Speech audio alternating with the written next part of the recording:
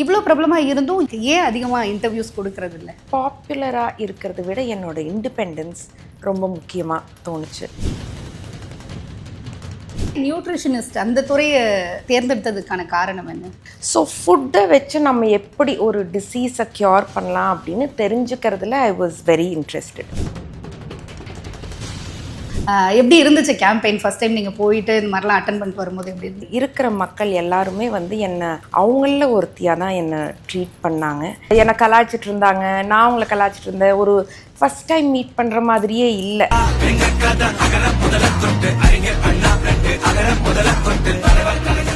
எதனால அரசியலை திவ்யா சூஸ் பண்ணாங்க அப்படின்ற கேள்வி இருக்கும்ல. நம்ம இன்னும் எஃபிஷியண்ட்டாக மக்கள் பணி பண்ணலாம், இன்னும் எஃபிஷியண்ட்டாக சோஷியல் சர்வீஸ் பண்ணலாம். DMK is the most efficient political party. நான் உங்களில் ஒருத்தி உங்களுக்காக வேலை செய்யறதுக்காக வந்திருக்கிறேன்.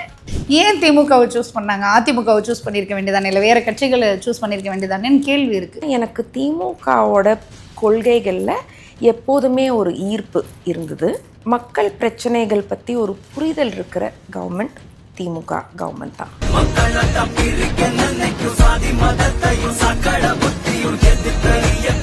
இந்த அதிமுக பாஜக இந்த கூட்டணியை நீங்கள் எப்படி பார்க்குறீங்க? அதிமுக பாஜக கூட கூட்டணி வைக்கிறது நமக்கு செய்கிற மிகப்பெரிய துரோகம். அவங்களுக்கு தமிழ்நாடு கவலையே இல்லை. நார்த் இந்தியா, ஹிந்தி, இந்த ரெண்டும் மட்டும்தான் நம்ம பிஎம்க்கு தெரியும். பிஜேபி இங்கே வரவே கூடாது. பிஜேபி தமிழ்நாட்டுக்குள்ளே வந்தால் நம்ம இன்னொரு 10 years பின்னாடி போயிடுவாங்க. நீங்கள் எப்படி பார்க்குறீங்க? அதிமுகவோட செயல்பாடுகளை எப்படி பார்க்குறீங்க? அதிமுகவை பொறுத்த வரைக்கும் எந்த ஒரு கிளாரிட்டியுமே இல்லைங்க. ஓட்டுக்காக போய் அப்படி ஒரு கூட்டணி வைக்கிறது நமக்கு பண்ணுற துரோகம். தாவிக என்ட்ரி கொடுத்துருக்காங்க. அரசியல் எதிரி திமுக அப்படின்றதுல தெளிவாக இருக்காரு. இவர் வந்தோன்னே சிஎம் ஆகணுங்கிறாரு. எக்ஸ்பீரியன்ஸ் இல்லாத ஒரு பாலிட்டிஷியன் கிட்ட நம்ம நாட்டை கொடுக்கறது நம்ம நாட்டுக்கு ஆபத்து. வர தடைகள், சதிகள், சூழ்ச்சிகள் எல்லாத்தையும் தாண்டி இந்த 2026 இந்த தேர்தலில் டிவிக்கு தில்லா நிற்கும். ஆஸ் அ பாலிட்டிஷியன் அவருக்கு ரெஸ்பான்சிபிலிட்டி இல்லை, நோ லீடர்ஷிப் குவாலிட்டி. அவருடைய தொண்டர்கள், அவருடைய ரசிகர்கள் பெண்களை ரொம்ப தப்பாக பேசுகிறாங்க. உங்களோட நான் இருக்கேன், நம்ம மக்கள் இருக்கிறாங்க, இதுக்கு மேலே என்ன வேணும்?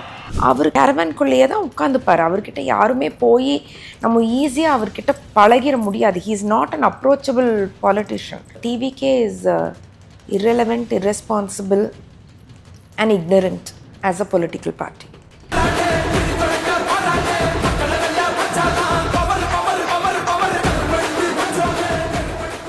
தொடர்ச்சியாக அவரோட கூட்டம் போனால் ஒரு பயங்கரமான மாஸ் ஃப்ரெண்ட் மாதிரி நமக்கு தெரியுது கண்ணு முன்னாடி. ஒரு நடிகரை பார்க்க வர கூட்டம் தான். ஒரு எந்த நடிகர் வந்தாலும் அந்த மாதிரி ஒரு கூட்டம் வரும்.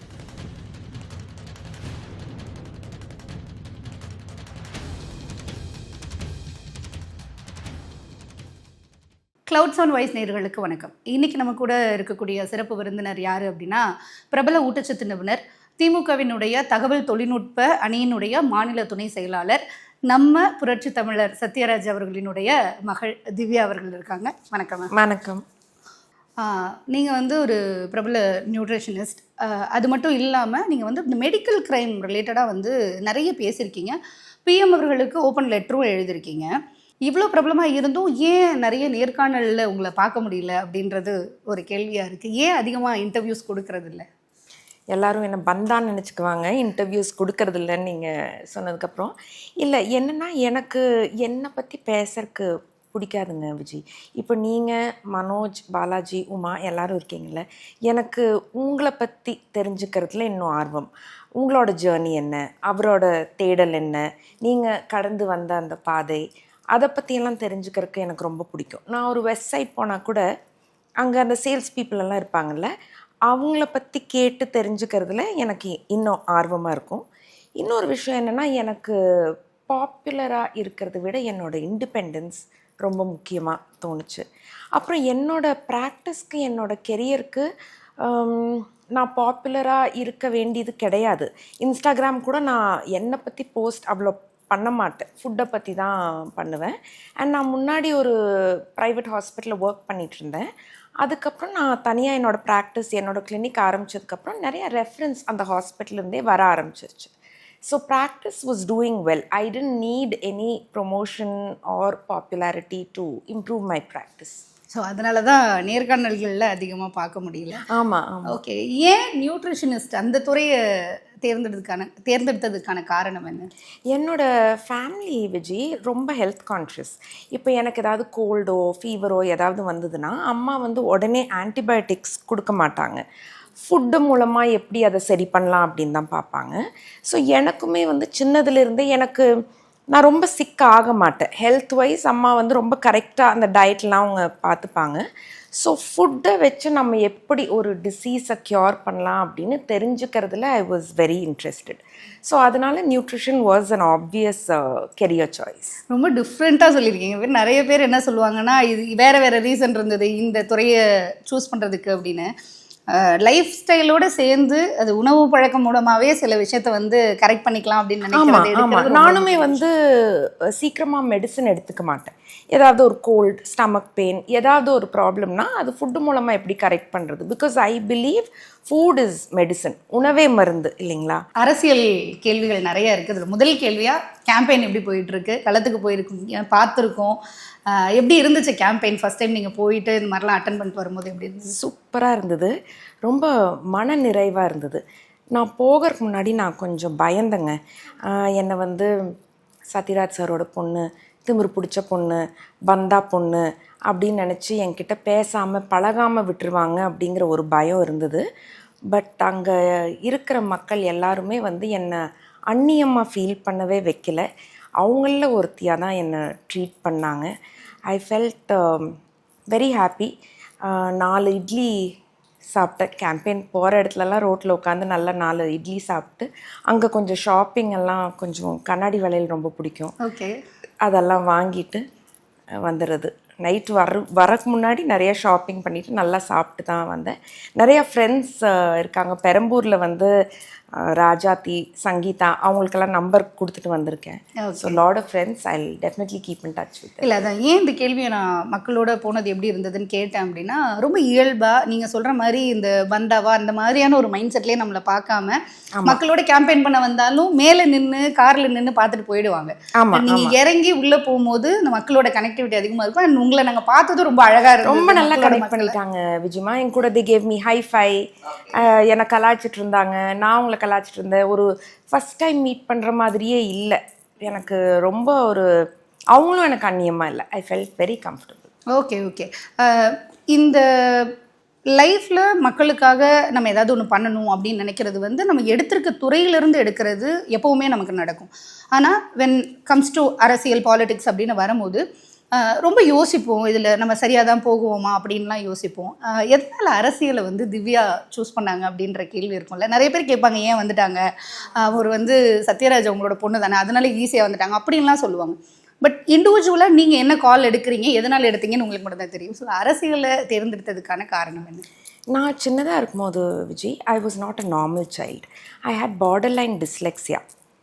டிஸ்லெக்ஸியா பற்றி ஆமிர் கான் சார் தாரே ஜமீன் பர்னு ஒரு படம் எடுத்தார்ல, அதுக்கப்புறம் டிஸ்லெக்ஸியா பற்றி நிறையா அவேர்னஸ் வந்துருச்சு. பட் அப்போல்லாம் வந்து அவ்வளோ அவேர்னஸ் கிடையாது. அண்டு எனக்கு பேச்சும் சரியாக வராது. ஸோ அதனால் என்ன ஆச்சுன்னா, இப்போது இந்தியாவில் இருக்கிற ரிலேட்டிவ்ஸ் இருக்காங்கல்ல, அவங்க எல்லாத்துக்குமே மற்றவங்களோட குழந்தைகளை புட் டவுன் பண்ணுறதுனா ரொம்ப பிடிக்கும். அது வந்து அவங்க ரொம்ப ஆர்கானிக்காக அழகாக பண்ணுவாங்க. ஏன் உங்கள் பொண்ணு குண்டாக இருக்குது, ஏன் உங்கள் பொண்ணு குள்ளமாக இருக்குது, ஏன் உங்கள் பொண்ணு கருப்பாக இருக்குது, ஏன் உங்கள் பொண்ணு கல்யாணம் ஆகலை, ஏன் உங்கள் பொண்ணுக்கு குழந்தைகள் இல்லை, அந்த மாதிரி they always like to put down other people's children. So அப்படி என்னையும் வந்து ரொம்ப புட் டவுன் பண்ணிகிட்டே இருந்தாங்க. அண்ட் நான் பேரண்ட்ஸ்கிட்ட எதுவுமே சொல்ல மாட்டேன். I use to suffer in silence. ஏன்னா நம்மளால் அவங்க எம்பாரஸ் ஆகுறாங்க, அவங்க இன்னும் அப்செட் ஆகக்கூடாதுன்னு எதுவுமே என்னோடய பேரண்ட்ஸ்கிட்ட சொல்லலை. பட் என்னாச்சுன்னா, நான் ஒரு செல்ஃப் பிட்டி மோட்குள்ளே போயிட்டேன். நான் தான் வந்து இந்த உலகத்துலேயே ரொம்ப பாவமான குழந்தை, எனக்கு தான் இப்படியெல்லாம் நடக்குது, வை மீ அப்படிங்கிற ஒரு ஜோனுக்குள்ளே நான் போயிட்டேன். அப்போ என்னாச்சுன்னா, என்னோடய ஒரு ஸ்கூல் ப்ராஜெக்ட்டுக்காக ஒரு பிளைண்ட் ஸ்கூலுக்கு கூட்டிகிட்டு போனாங்க. அங்கே போனதுக்கப்புறம் என்னோடய செல்ஃப் பிட்டி அப்படியே உடஞ்சிருச்சு. ஏன்னா எனக்கு எழுத்து புரியாது, அவங்களுக்கு எழுத்தே தெரியாது. ஸோ நம்மளை விட ஒரு பரிதாபமான நிலையில் தான் அவங்க இருக்காங்க. அவங்களுக்கு ஏதாவது பண்ணணும் அப்படிங்கிற அந்த தேடல் தான் வந்து got me into social work. நிறைய என்ஜிஓஸ் கூட வாலண்ட்ரி ஒர்க் பண்ண ஆரம்பித்தேன். அது எனக்கு ரொம்ப நான் என்ஜாய் பண்ண ஆரம்பிச்சிட்டேன். இப்போது பாய் ஃப்ரெண்டோட ஒரு ஒரு பாஷான காஃபி ஷாப்புக்கு போகிறியா இல்லை ஒரு என்ஜிஓக்கு போகிறியான்னு கேட்டால் ஐ என்ஜாய் தட் பெட்டர். எனக்கு சாக்ரிஃபைஸ் மாதிரி இல்லை, அது ரொம்ப ஜாலியாக இருந்தது அவங்க கூட பேசுறது பழகிறது. ஸோ அப்போது எனக்கு என்ன தோணுச்சுன்னா public service is my calling அப்படிங்கிற ஒரு புரிதல் அப்போ வந்தது. ஸோ நிறைய என்ஜிஓஸ் கூட ஒர்க் பண்ணிகிட்டு இருந்தேன். அதுக்கப்புறம் என்ன ஆச்சுன்னா அகெயின் எங்களோட ரிலேட்டிவ்ஸ் எல்லாம் ரொம்ப ஆடம்பரமாக கல்யாணம் பண்ணுவாங்க. அவங்க கல்யாணமெல்லாம் எப்படி இருக்குன்னா, நீங்கள் 6 ஃபங்க்ஷன் வைக்கிறீங்களா, நான் 8 ஃபங்க்ஷன் வைக்கிறேன். நான் ஆனால் ஒரு ஃபங்க்ஷன் கூட போக மாட்டேன். ஏன்னா ப்ளவுஸ் தைக்கிறதே வந்து எனக்கு ஒரு பெரிய செலவு. அண்ட் நான் அப்பாட்ட கடனெல்லாம் வாங்க மாட்டேன். I pay my own bills. And நான் அந்த கல்யாணத்துக்கெல்லாம் போகிறப்போ I don't like diamonds, I don't like gold. நான் சில்வர் நகை தான் போட்டு போவேன். என்னை வந்து ஒரு ஏலியனை பார்க்குற மாதிரி தான் பார்ப்பாங்க அந்த கல்யாணத்துலலாம். அந்த கல்யாணங்களுக்கு போகிறப்போ எனக்கு என்ன தோணுன்னா, அவ்வளோ ஃபுட்டு வேஸ்ட் ஆகும். ஏன்னா 7 ஃபங்க்ஷன் 8 ஃபங்க்ஷன் வைக்கிறப்போ ஃபுட்டு அவ்வளோ வேஸ்ட் ஆகும் நம்ம பார்த்தோன்னா. அப்போ எனக்கு என்ன தோணுச்சுன்னா, எவ்வளோ பேர் சாப்பாடு இல்லாமல் இருக்காங்க, இவ்வளோ ஃபுட்டு வேஸ்ட் பண்ணுறாங்க கொஞ்சம் கூட கில்ட்டியாக இல்லாமல் அப்படிங்கிற ஒரு கோவம் இருந்தது. அதுக்கப்புறம் நானே ஒரு என்ஜிஓ ஆரம்பித்தேன், மகிழ்மதி இயக்கம் அப்படின்னு சொல்லிட்டு. எங்கள் அம்மா பேரில், மகேஸ்வரி அவங்க பேர். ஸோ அம்மா பேரில் ஒரு என்ஜிஓ ஒன்று ஆரம்பித்து, அந்த என்ஜிஓ மூலமாக வறுமை கோட்டுக்கு கீழே இருக்கிற மக்களுக்கு இலவசமாக ஊட்டச்சத்து நிறைஞ்ச உணவு வழங்கிட்டு இருந்தோம். அது போயிட்டுருந்தது. அதுக்கப்புறம் ஐ ஃபெல்ட் ஒரு சிஸ்டமில் இருந்தால் நம்ம இன்னும் எஃபிஷியண்ட்டாக மக்கள் பணி பண்ணலாம், இன்னும் எஃபிஷியண்ட்டாக social service பண்ணலாம்.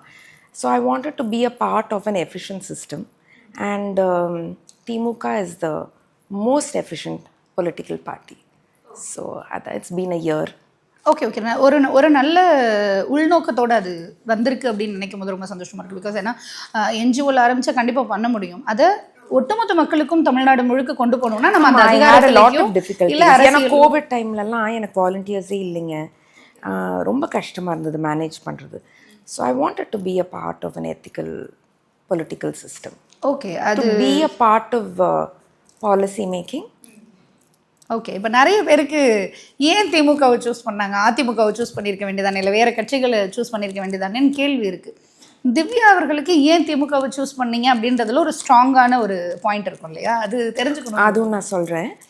நிறைய பேர் என்னை கேட்குறது வந்து அப்பா சொல்லியா. ஆக்சுவலி அப்பாக்கும் அம்மாக்கும் நான் பாலிடிக்ஸ் வருது அவ்வளோ இஷ்டம் இல்லை.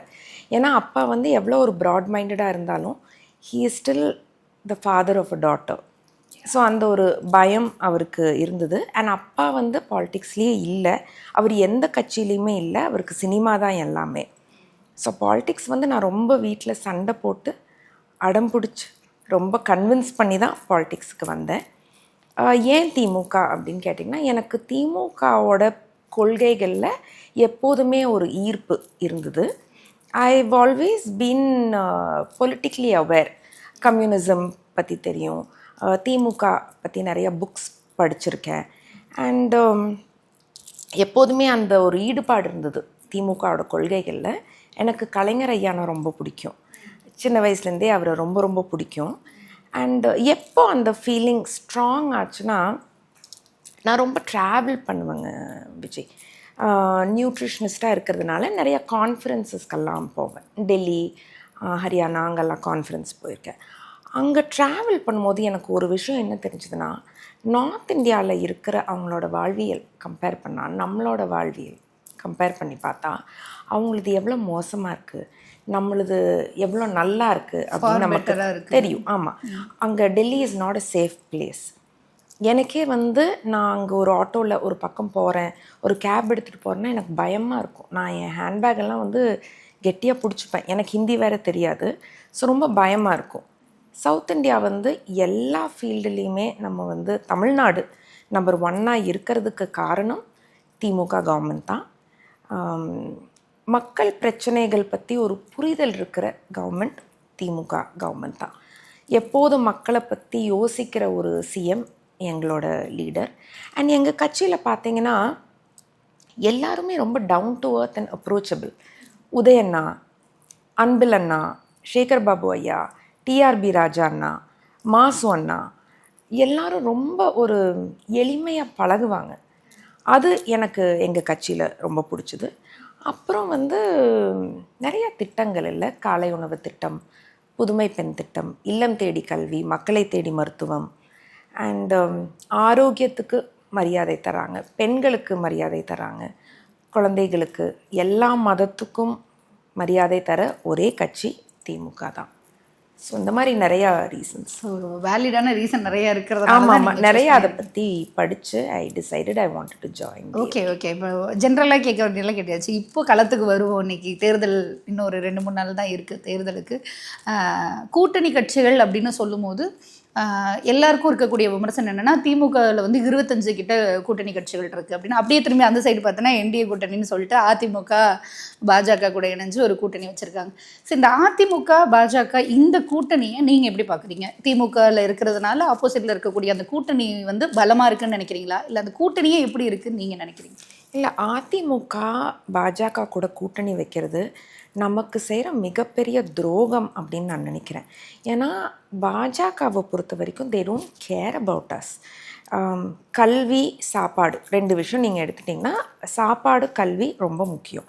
சாப்பாடு எங்கேருந்து வருது? நம்மளோட விவசாயிகள், அவங்களுக்கு மரியாதை கிடையாது. கல்வி எடுத்துட்டிங்கன்னா, கல்வி நமக்கு கிடைக்கக்கூடாது, நம்ம பெண்களுக்கு கிடைக்கக்கூடாது அப்படிங்கிறதுல அவங்க ரொம்ப ஸ்ட்ராங்காக இருக்காங்க. அவங்களுக்கு தமிழ்நாடு பற்றி கவலையே இல்லை. நம்ம இருந்தால் என்ன, நம்ம செத்தா என்ன, நம்ம படித்தா என்ன, தே ஜஸ்ட் டோன்ட் கேர். அவருக்கு தெரிஞ்சதெல்லாம் நார்த் இந்தியா, ஹிந்தி, இந்த 2 மட்டும்தான் நம்ம பிஎம்க்கு தெரியும். அதனால் பிஜேபி தமிழ்நாட்டுக்குள்ளே வந்தால் நம்ம இன்னும் ஒரு 10 years பின்னாடி போயிடுவாங்க விஜய். ஏன்னா இப்போது அந்த சவுக்காலெல்லாம் நடு ரோட்டில் அடிச்சிட்டார் இல்லைங்களா அண்ணாமலை அண்ணா, அதெல்லாம் நமக்கு மறந்து போன பழக்கங்கள். அதெல்லாம் எப்போவோ அதெல்லாம் போயிடுச்சு. திரும்பவும் அதையெல்லாம் எடுத்து நம்ம இப்போ தான் முன்னாடி வந்துட்ருக்கோம். திரும்பியும் நம்மளை 10 வருஷம் பின்னாடி போக வைக்கிறாங்க. அதனால் பிஜேபி இங்கே வரவே கூடாது. அண்ட் நம்ம தமிழ்நாடு நம்மளோட மானம், மரியாதை, நம்ம மொழி, நம்ம மக்கள் காப்பாற்ற வேண்டிய ஒரு தருணத்தில் நம்ம இருக்கோம். பிஜேபி இங்கே வந்ததுன்னா, ராஜஸ்தானில் ராஜஸ்தானி அப்படிங்கிற மொழியே இல்லை. சான்ஸ்கிரிட் அண்ட் ஹிந்தி டாமினேட் பண்ண ஆரம்பிச்சிருச்சு. தமிழ்நாட்டிலையும் தமிழர்கள் நம்ம யாருமே இருக்க மாட்டோம். சான்ஸ்கிரிட், ஹிந்தி மட்டும்தான் இருக்கும். அதனால் அவங்கள உள்ளே வர விடக்கூடாது. அண்ட் மக்கள் ரொம்ப தெளிவாக இருக்காங்க. கண்டிப்பாக அவங்களால உள்ளே வரவே முடியாது. இல்லை, இப்போ எடப்பாடி அவர்கள் மாதிரியான ஒரு தலைவர் அதிமுக கட்சியை கொண்டு போய் நாங்கள் பிஜேபி கூட கூட்டணி வைக்கிறோன்னு சொல்லும் போது ஒரு பக்கம் எதிர்ப்பு வரும்னு நம்ம நினைக்கிறோம். இன்னொரு பக்கம் அதை பாசிட்டிவாகவே போகிறாங்க. அதிமுகவுக்கு ஒரு பெரிய பலவீனமாக தெரியல அப்படின்ற மாதிரி அவங்க அப்ரோச் பண்ணுறாங்க. நீங்கள் எப்படி பார்க்குறீங்க அதிமுகவோட செயல்பாடுகளை? எப்படி? அது அவங்களோட ஒப்பீனியன். கண்டிப்பாக பலவீனம் தான். அண்ட் லைக் ஐ செட், அவங்க கூட கூட்டணி வைக்கிறது நமக்கு பண்ணுற ஓட்டுக்காக போய் அப்படி ஒரு கூட்டணி வைக்கிறது நமக்கு பண்ணுற துரோகம். அண்ட் அதிமுகவை பொறுத்த வரைக்கும் எந்த ஒரு கிளாரிட்டியுமே இல்லைங்க. திடீர்னு கூட்டணி இல்லை. ஒரு ப்ராப்பராக ஒரு கிளாரிட்டியே இல்லாத ஒரு கட்சியாக தான் நான் பார்க்குறேன். ஓகே. இன்னைக்கு இருக்க காலகட்டத்தில் 3 கட்சிகளை தாண்டி இப்போ 4வதாக இருக்கக்கூடிய ஒரு கட்சியாக தாவேகா என்ட்ரி கொடுத்துருக்காங்க. இந்த தேர்தல் ரொம்ப பரபரப்பாகிறதுக்கு ஒரு முக்கியமான காரணமாகவும் தாவேகாவும் தாவேகா தலைவர் விஜய் அவர்களும் இருக்காங்க. இந்த கட்சியை எப்படி பார்க்குறீங்க? உங்களுடைய செயல்பாடுகளை எப்படி பார்க்குறீங்க? அவருடைய பேச்சு, தாவேகா தலைவர் விஜய் அவர்களினுடைய தொடர்ச்சியான பேச்சு, நான் ஓப்பன் அவுட்டாகவே சொல்கிறேன், எல்லா மேடைகள்லையும் ஃப்ரம் த பிகினிங் டு இப்போ வரைக்கும் அவருக்கு இருக்க முக்கியமான விஷயம் அரசியல் எதிரி திமுக அப்படின்றதுல தெளிவாக இருக்கார். அதுக்காக நிறைய வார்த்தைகளை யூஸ் பண்ணி மேடைக்கு மேடை அவர் பேசுறதுன்றது தொடர்ந்துட்டே இருக்குது. எப்படி பார்க்குறீங்க அந்த கட்சியையும் அந்த கட்சியினுடைய தலைவரினுடைய செயல்பாடுகளையும் எப்படி பார்க்குறீங்க? அதாங்க விஜயமா, நான் எங்கள் கட்சியிலிருந்து ஆரம்பிக்கிறேன். உதயன்னா இருக்கார். அவர் வந்தோடனே நான் தான் சிஎம், நானும் ரவுடி தான், நான் அப்படி சொல்ல கிடையாது. அவர் வந்தார், ஃபஸ்ட்டு இளைஞரணியில் இருந்தார். அதுக்கப்புறம் மக்கள் ஓட்டு போட்டு, let me stress on that, மக்கள் ஓட்டு போட்டு ஜெயிச்சு எம்எல்ஏ ஆகி படிப்படியாக தான் முன்னுக்கு வந்தார். இவர் வந்தோன்னே சிஎம் ஆகணுங்கிறாரு. இட்ஸ் லைக் ஒரு சின்ன பொண்ணு மெடிக்கல் காலேஜில் சேர்ந்துருக்காங்க. அவங்க சேர்ந்த உடனே டாக்டர் ஆக முடியாது. சேர்ந்த உடனே அந்த பொண்ணுக்கிட்ட போய் நீங்களும் நானும் ட்ரீட்மெண்ட் எடுத்துக்க மாட்டோம், மருந்து வாங்க மாட்டோம், ஊசி போட்டுக்க மாட்டோம். ஏன்னா அவங்களுக்கு ஒன்றுமே தெரியாது. ஒரு எக்ஸ்பீரியன்ஸ் இல்லாத ஒரு சர்ஜன் கிட்ட நம்ம போய் ஒரு ஆப்ரேஷன் பண்ணிக்க மாட்டோம். அதே மாதிரி எக்ஸ்பீரியன்ஸ் இல்லாத ஒரு பாலிட்டிஷியன் கிட்ட நம்ம நாட்டை கொடுக்கறது நம்ம நாட்டுக்கு ஆபத்து. இன்னொன்று, விஜய் சார் அரசியலுக்கு வரக்கூடாதுன்னு நான் சொல்லலை. வந்ததுக்கப்புறம் உடனே அவர் நான் சிஎம் ஆகணும்னு சொல்கிறது தான் அபத்தமாக இருக்குது. As a politician, as an actor எனக்கு அவரை பிடிக்கும். கில்லி நான் நிறையா தடவை பார்த்துருக்கேன். He is a brilliant dancer. எனக்கு அவர் படங்கள் ரொம்ப பிடிக்கும். ஆஸ் அ பாலிட்டிஷியன் அவருக்கு ரெஸ்பான்சிபிலிட்டி இல்லை. ஏன்னா கரூருக்கு அவ்வளோ லேட்டாக அவர் போனதுனால people were dehydrated. Dehydration was the cause of death. எங்கள் லீடர் எந்த மீட்டிங்க்குமே லேட்டாக வரமாட்டார். அதுக்கப்புறம் அவர் அங்கேருந்து கிளம்பிட்டார். So no responsibility, no accountability. இன்னொன்று நோ லீடர்ஷிப் குவாலிட்டி. ஏன்னா அவருடைய தொண்டர்கள், அவருடைய ரசிகர்கள் பெண்களை ரொம்ப தப்பாக பேசுகிறாங்க, ரொம்ப வல்கராக வயலண்ட்டாக அப்யூஸ் பண்ணுறாங்க. அவர் எங்களை தற்குறின்னு சொல்லாதீங்கன்னு சொல்கிறாரு. பெண்களை அப்படி அப்யூஸ் பண்ணாதீங்கன்னு அவர் சொல்லலாம் இல்லைங்களா? சொல்ல கிடையாது. சரிங்க, எங்களை விட்டுருங்க. அவரோட லைஃப்பில் இருக்கிற 2 பெண்கள், அவரோட ஒய்ஃப் அண்ட் அவரோட ஃப்ரெண்ட், அவங்க 2 பேரையுமே அவரோட ரசிகர்கள் ரொம்ப திட்டுறாங்க. அதை கூட அவர் அப்படி பேசாதீங்கன்னு ஒரு வார்த்தை சொல்லலை. அண்ட் ஒரு லீடர்னால் உங்களோட கட்சியில் இருக்கிறவங்க என்ன பேசினாலும் நீங்கள் தான் அதுக்கு பொறுப்பு, அவங்க என்ன பண்ணாலும் நீங்கள் தான் பொறுப்பு. ஸோ அவருக்கு எந்த ஒரு கன்விக்ஷனும் இல்லை அப்படிங்கிறது என்னுடைய கருத்து. அண்ட் அவர்கிட்ட யாரும் ஈஸியாக பழக முடியாதுங்க விஜய். இப்போ நீங்கள் சொல்கிறீங்க இல்லைங்களா, நம்ம ஒரு பாலிட்டிக்ஸ்க்கு வரோன்னா we should be a people person. நமக்கு பீப்புள் பற்றி தெரிஞ்சுக்கிறது பிடிக்கணும். ஆர்கானிக்காக நம்ம பீப்புள் கூட போய் பழகணும். விஜய் சார்கிட்ட நெப்போலியன் அங்கிள்னாலேயே நெருங்க முடியல. You know Napoleon uncle is a well known actor. அவர் கேரவேன்குள்ளேயே தான் உட்காந்துப்பார். அவர்கிட்ட யாருமே போய் நம்ம ஈஸியாக அவர்கிட்ட பழகிட முடியாது. He is not an approachable politician. So நாளைக்கு ஒரு கொரோனா வருது, ஒரு வெள்ளம் வருது, ஒரு புயல், ஒரு மழை அப்படின்னா நம்ம பனையூருக்கு போய் கேட்டுக்கிட்ட மணிக்கணக்காக நின்றுட்டுருக்க முடியாது. அவர் வேலை செய்யணும். இப்போது உதயண்ணா, மேயர் பிரியா மேம், அவங்கெல்லாம் அந்த வெள்ளம் டைமில் எந்த அளவுக்கு வேலை செஞ்சாங்கன்னு நம்ம எல்லாரும் பார்த்தோம். அந்த அளவுக்கு நம்ம இறங்கி ஃபீல்டில் வேலை செய்யணும். நம்ம பாட்டுக்கு வீட்டில் உட்காந்துட்டு கொரோனா சரியாயிரும், புயல் வராது அப்படின்னு நினச்சிட்டு அசியூம் பண்ணி உட்காண்ட்ருக்க முடியாது. அண்ட் இன்னொரு விஷயம் என்னென்னா, நான் எல்லாத்தையும் விட்டுட்டு வந்துட்டேன்னா that's not my problem Vijay. அவர் சாக்ரிஃபைஸ் பண்ணிட்டு வந்தது என் பிரச்சனை கிடையாது, அது அவரோட பிரச்சனை. ஸோ அதுக்காக அவரை நாங்கள் ஏன் சிஎம் ஆக்கணும் இல்லையா? So I feel TVK is irrelevant, irresponsible and ignorant as a political party. Okay. But ஆனால் ஒரு விஷயத்த நம்மளால் கண்ணெதிர பார்க்க முடியுது இல்லையா? என்ன அப்படின்னா, தொடர்ச்சியாக அவங்க எதிர்த்து திமுகவுக்கு எதிராக ஒரு அரசியல் பண்ணுறாங்கன்றதை பார்த்தா கூட, இன்னொரு பக்கம் 2026 நாங்கள் தான் சிஎம்மாக எங்கள் கட்சி தான் ஆள போது, நாங்கள் தான் சிஎம், நான் தான் சிஎம்மாக இருப்பேன்னு விஜய் முன்னெடுக்கிறாரு. அதே மாதிரி தொடர்ச்சியாக அவரோட கூட்டம் போனால் ஒரு பயங்கரமான மாஸ் ஃப்ரெண்ட் மாதிரி நமக்கு தெரியுது கண்ணு முன்னாடி. வண்டியை சுற்றுறதா இருக்கட்டும், பின்னாடியே ஓடி வரதா இருக்கட்டும், யங்ஸ்டர்ஸோட சப்போர்ட்டாக இருக்கட்டும், நம்ம ஃபேன் படத்துக்காக வந்திருக்காங்க, அதுக்கான ஃபேன்ஸ் எல்லாருக்கும் வருவாங்க நம்ம சொன்னால் கூட, கட்டுக்கோப்பாக இருக்கக்கூடிய இந்த கூட்டத்தை பார்க்கும்போது ஒரு வேளை எலெக்ஷன் இவங்களுக்கு சாதகமாக போயிடுமா அப்படின்ற கேள்வியெல்லாம் வரும். உங்களுக்கு அந்த பார்வையில் எப்படி? இல்லைங்க, அது ஒரு நடிகரை பார்க்க வர கூட்டமாக தான் நான் பார்க்குறேன். அது ஓட்டாக கன்வெர்ட்டே ஆகாதுன்னு நான் சொல்ல மாட்டேன். we have to wait and watch. But அதனால அவர் ஜெயிச்சிருவார் அப்படின்னு நினைக்கிறது it doesn't make any sense. ஒரு நடிகரை பார்க்க வர கூட்டம் தான். ஒரு எந்த நடிகர் வந்தாலும் அந்த மாதிரி ஒரு கூட்டம் வரும். Okay okay. இல்லை எல்லா பார்ட்டிகளுக்கும் வரும், எல்லா ஆமா, தலைவர்களுக்கும் ஒரு நடிகரை பார்க்க கண்டிப்பா ஒரு அட்ராக்ஷன் இருக்கும், ஒரு கூட்டம் வரும். எந்த- that won't convert into vote அப்படிங்கிறது என்னுடைய கருத்து. தேங்க்யூ. நீங்கள் வந்து எலெக்ஷன் கரெக்டாக இன்னொரு 3-4 நாள்ல பரபரப்பாக போயிட்டு இருக்க இந்த டைமில் உங்களோட டைம் ஒதுக்கி எங்களுக்கு இன்டர்வியூ கொடுத்ததுக்கு ரொம்ப ரொம்ப ரொம்ப நன்றி. தேங்க்யூ விஜயமா, thank you for your time, thank you.